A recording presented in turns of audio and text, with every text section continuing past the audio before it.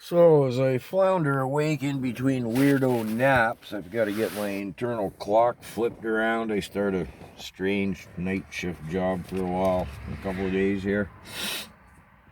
Don't want to spend too much mind on politics. I gets my blood to boil and I don't sleep so good. Gotta go split wood sometime. Anyways, we pick up chapter 2 here of Big Sister and Little Sister, the natural born killer aberration of a horse. Where we left off, the big mare just smoked me out in the middle of the field. Excuse me, just waking up here. The herd stood watching in shocked, nervous uncertainty. No help there. This wasn't Hollywood where Zorro whistles for his faithful steed. There's no bluffing Big Sister with trying to put up a show of strength. She'd hurt me too bad for that. Hunkered, gasping, and limping, I moved with what little haste I could manage towards Cindy and Fancy as Big Sister and I continued to stare. Oh, Scott, are you okay? Cindy wept in fear and confusion as I stumbled up to her, still watching Big Sister. No, I said, cupping my hands. Get on your horse. I've never ridden bareback, Scott, Cindy replied, still crying and overwhelmed with everything. Get up on her back, Cindy, I gasped. If that blank comes at us, there's nothing I can do. She's hurt me too bad. Big Sister continued to stand bold and confident, staring at us. Oh, Scott, I'm so scared. What'd she do that for? Cindy wailed as she stepped into my hands and swung up onto Fancy. I don't know, I replied, still struggling on all levels. Just give Fancy her head. She'll go right to the barn, expecting her treats. If that blank comes at us, make a run for it and scream your head off for Rhonda and Lori. Well, why don't you come up behind me, Scott? I'm scared. Can't, I'm hurt too bad. Hold her mane just like a saddle horn, I answered, still eyeing Big Sister and leading Fancy forward. Fancy was catching the vibe. She was a bit nervous too, but I didn't bother trying to write that in there. I don't write well enough. If she comes at us, Cindy, and run and scream, I'll try to make it to the barn rubble. And if she catches me out here in the open, I'm done. Oh, Scott, I'm so scared. Me too, I gasped, as still in a staring match with Big Sister, we began to move off. I should explain the barn rubble. The barn had burnt down in 1967, 8 years earlier or something. The mess of stone walls, rubble, and melted steel, and etc. made an impenetrable barrier to the horses, and I was hoping to make it that to there if the big mare came at me. Excuse me. Cindy was a bright and level-headed girl, but the circumstances were nearly overwhelming for her as she struggled to keep her wits about her. Struggling with my own wits, fear, physical state, and Big Sister's continuing male violent study of us as we moved across the field was taxing, to say the least. I'd given up on any hope of physical recovery. All right, Cindy, head for the barn. I'm going to break off for the barn rubble. Scott, I'm scared. Just concentrate on Fancy's gait. You know, the pace of the horse. If she had to run. I'm going to break off for the barn rubble. If she comes at us, she'll go for me. I'm weak and slow, and she knows it. Are you sure, Scott? Go, Cindy. You got enough of a lead to make it to the barn if she comes at you. Go. Yell for Rhonda and Lori when you get to the barnyard.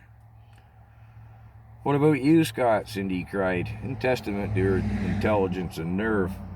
I'll be fine. I'll make it to the rubble. Go now, I said sternly, as Cindy, terrified and uncertain, and I parted ways. I wasn't sure what the big mare was going to do. If she came at Fancy and Cindy, they wouldn't have stood a chance. If she come at me, neither would I. Anyways, the big mare continued to watch as I veered towards the barn rubble.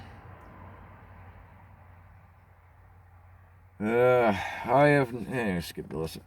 I have no more or less idea why she didn't finish me then than I do for why she went at me in the first place. But I made it through the barn rubble, and Lori and Rhonda grabbed an arm each as I emerged, and they hauled me up into the small barn. It seemed Cindy, again to her credit, pretty much had her act together and had apparently provided a hasty, if mostly panicked, account of events. As Laurie and Rhonda deposited me on the couch, which was really just a pile of straw bales and a couple of horse blankets, but we called it the couch. "What the blank happened out there?" Laurie yelled as I collapsed, moaning on the couch. "Never mind that," Rhonda said. "How bad are you hurt?" "Bad, real bad, but nothing's broke." Laurie and Rhonda shared a look. They knew I'd never dropped my attempts to be a manly man and, good cowboys don't cry, tough guy in front of the girls thing, unless I was really hurting. "Blank," Rhonda said. "Blank," Laurie said. "How bad are you hurt?" Cindy said, the quaver, tears returning to her voice. "Oh, he's hurt some bad to admit that," Laurie answered for me. "Are you sure nothing's broke?" "I'm sure," I answered, struggling to sit up. "I'd have never made it through the barn rubble in this shape if anything was broke." "Oh, blank," Rhonda said. "Get the liniment out of the tack room, Cindy," Laurie said, studying me. "You sure nothing's broken?" "I'm sure," I moaned, falling back on the couch. "What do you want the horse liniment for?" asked a bewildered and still somewhat shocked Cindy as she emerged from the tack room. "Horses are humans, muscles are muscles, and liniments are liniments," Cindy, Rhonda said. "What are you going to do?" Cindy inquired, bewildered. "Just like a horse, we're going to rub 'em down," Laurie answered. "You are?" she gasped. "Blank right we are," Rhonda said. "We're in some serious trouble here with that big evil blank of a thing. How much and what the blank kind of blank we can't even begin to imagine. We need him back at his feet." "Sit up, Scott," Laurie said in a commanding tone. "Rhonda, help me with his shirt and pants. We better work slow and make sure nothing's broken. You get his shoes, Cindy." "You gonna take his clothes off?" Cindy gasped. "It's no time for modesty, Cindy," Laurie stated. "I don't know what the blank's going on out there, but we need him," Rhonda said. Cindy pulled off my shoes and red-faced disappeared into the tack room. "A 14-year-old boy, 2 pretty girls, and a jug of horse liniment. Sounds like any farm boy's exotic dream, doesn't it?" It was misery. Big Sister had hurt me bad, and the girls' administrations were neither intended to be erotic, nor was I capable of perceiving them as such, either intentionally or unintentionally. That's some serious hurting for a 14-year-old boy, 2 pretty girls, and a jug of horse liniment. Let me tell you. I was going to end the chapter here, but because I goofed up my phone, I might as well stretch it out a bit. Cindy emerged from the tack room and demurely hovered there as Laurie and Rhonda poked, probed, and rubbed me down from shoulder to foot with the horse liniment. Cindy and I related the course of events as had transpired out in the field as Laurie and Rhonda's administrations left me trembling and sweating on the couch by the time they got my shirt and jeans back on. She hit me at a dead gallop. If Cindy hadn't screamed when she did, she'd have broken my back, I summated, lying limply back on the couch. "She'd have broken more in your blanket back," Laurie cursed. "She'd have broken every bone in your body." "You're a mess, Scott," Rhonda said. "You're going to be every color under the rainbow." "What are we going to do, Laurie? That terrified me before, but now, I don't know if I got the nerve to go out in the fields." "How are we going to get our horses?" Cindy asked plaintively. "No worries," I spoke up from where I was puddled on the couch. "I'm going to hang such a beating on that mare that—" "Oh yeah, tough guy," Laurie cut me off. "When you figuring on doing that?" "Well, a couple of days or so.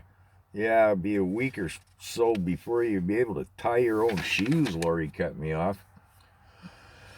"She's right, Scott," Rhonda said. "I've never seen you blanked up like this. If you think you can take her on, you better wait till you're fit." "Oh, I can take her, Rhonda, but you're right. It's going to be an aggravating wait till I shake this off," I replied. "If you can take her, Laurie, I don't mind under the circumstances. You girls got to be able to get your horses." Now, I should interject at this point, Laurie was a year older than me, fearless in the saddle, an equal match for me in wrestling. She could run like a deer. There was a constant simmering competition between us as regarded our horsemanship. I can take her, Lori stated flatly after some serious and lengthy considerations, but I can only hold her off for a while. Are you sure, Lori? Yeah, you better be sure. Look what she did to Scott, Rhonda admonished her. I'm sorry, but I can't help you. Every time that thing looks at me, I gotta check and see if I wet my pants. Rhonda. I'm sure I can hold her off. I just don't know for how long, Lori summated in a tone that made it clear she was rather the subject was closed. I gotta be home before dark, Lori stated, looking at her watch. I'm half grounded. Lori was always half grounded. She was always in trouble at home. You'd better stick to the tracks, coming and going until this is sorted out. We'll have a meeting in the morning, make some plans. You, she said, pointing at me, get rubbed down morning and night. Old blank, I groaned. The mayor hurt me less.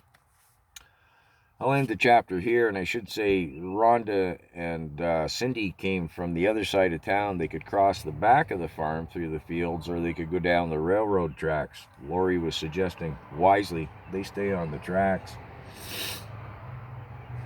So yeah, I'll end the chapter there.